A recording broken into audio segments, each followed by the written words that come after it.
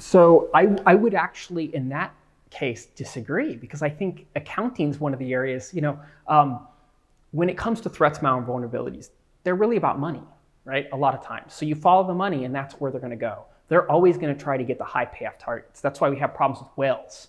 Whaling is a way of phishing where we actually go after the VIPs or the executives. Like, you go after them because you know if you break into their email or you break into their system and it comes from them, a lot of people around them are going to do whatever you say, whether that's make a transaction happen or do cards. But the reason it's important for everybody, not just our public safety organizations in our states and localities, it's important for everyone because you as an individual in accounting could affect the security for your entire organization. Let me give you an example.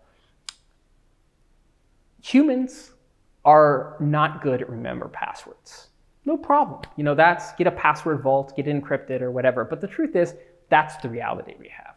So maybe Johnny or Susie in accounting has the same password for their critical Motorola accounting systems as they do for their buying lawn care products. Well, that lawn care product company gets breached, or that industrial sector specific gets breached. They're going to use that same username and password to authenticate to our critical services.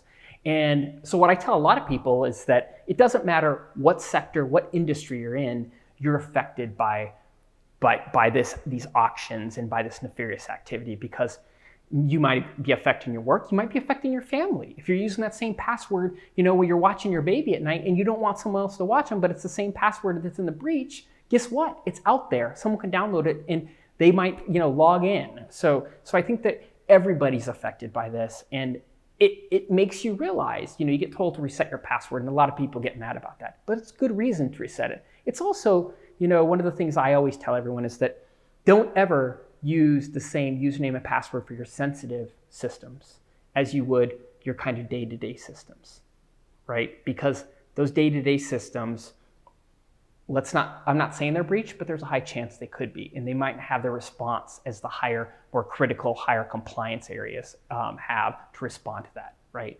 So you won't even know.